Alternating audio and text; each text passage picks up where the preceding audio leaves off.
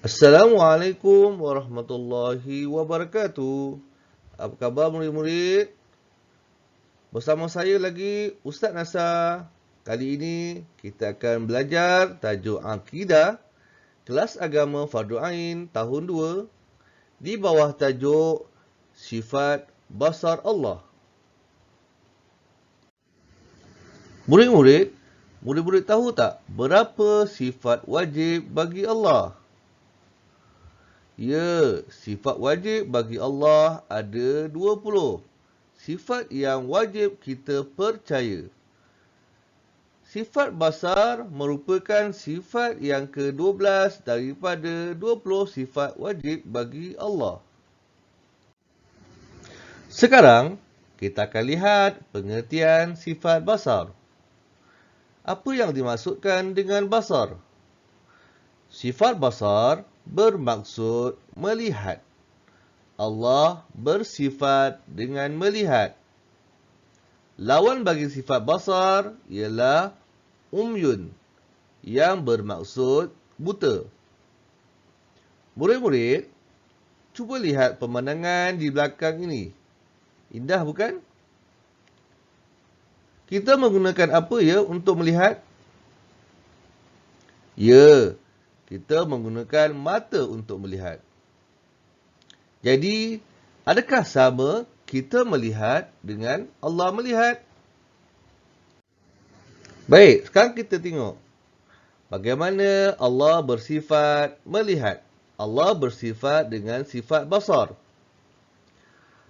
Yang pertama, cara Allah melihat tidak sama dengan cara makhluk melihat. Allah melihat tanpa menggunakan sebarang alat seperti mata atau sebagainya.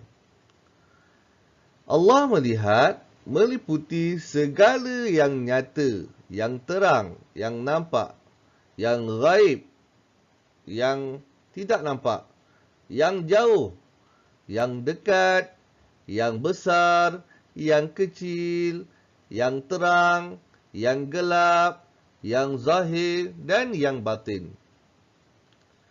Allah melihat kesemua perkara dengan terang dan jelas, serentak dalam satu masa, tanpa berhenti dan melihat tanpa ada mula dan ada akhirnya.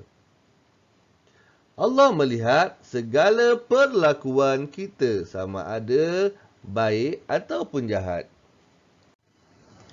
Baik murid-murid, sekarang kita dah tahu macam mana Allah Ta'ala melihat. Jadi, sebagai seorang Islam, apakah hukum beriman dengan sifat basar? Hukum beriman dengan sifat basar adalah wajib. Kita sebagai orang Islam wajib mempercayai Allah bersifat dengan sifat basar. Murid-murid, sekarang kita akan lihat dalil nakli sifat basar. Apa dia dalil nakli murid-murid? Dalil nakli adalah dalil yang kita ambil daripada Al-Quran dan hadis Nabi. Baik, kita akan baca dalil nakli sifat basar. Bismillahirrahmanirrahim. Innahu bi'ibadihi khabirun basir. Maksudnya, sesungguhnya ia mengetahui dengan mendalam segala keadaan hamba-Nya, lagi melihat dengan nyata. Sekarang, kita akan lihat pula dalil akli sifat basar. Murid-murid, apakah dalil akli? Dalil akli, dalil yang menggunakan akal fikiran semata-mata. Baik, jom kita lihat apakah dalil akli bagi sifat basar. Akal tidak dapat menerima bahawa pencipta alam ini bersifat buta. Kenapa ya? Ini sebabnya. Allah mencipta makhluknya melihat, maka mustahil Allah sendiri buta. Jika Allah itu buta, bermakna Allah bersifat kekurangan. Sifat kekurangan ini adalah sifat makhluk dan perlu kepada bantuan. Jadi dekat sini, mustahil Allah bersifat dengan kekurangan dan perlu kepada bantuan.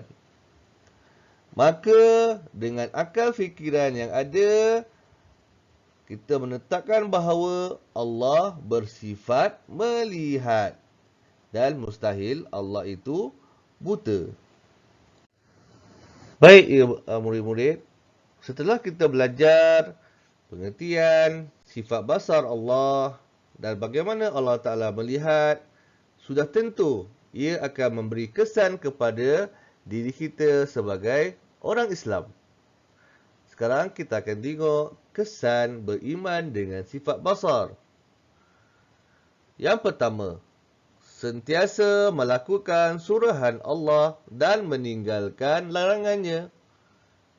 Bila Allah Ta'ala maha melihat segala yang terang, yang gaib, yang tersembunyi, sudah tentu kita akan takut untuk meninggalkan suruhan Allah. Yang kedua, sentiasa menjaga tutur kata dan tingkah laku. Yang ketiga, sudah tentu kita akan sentiasa suka membaca Al-Quran dan akan memperbanyakkan zikir. Ini adalah kesan-kesan bagi orang-orang yang percaya dan beriman dengan sifat basar. Itu saja sedikit berkenaan dengan ilmu akidah, berkenaan dengan sifat basar. Terima kasih kerana menonton. Semoga ilmu ini bermanfaat kepada semua. Jangan lupa subscribe dan tekan loceng notification sebagai tanda sokongan dan penghargaan. Kita jumpa lagi pada sesi akan datang. Assalamualaikum warahmatullahi wabarakatuh.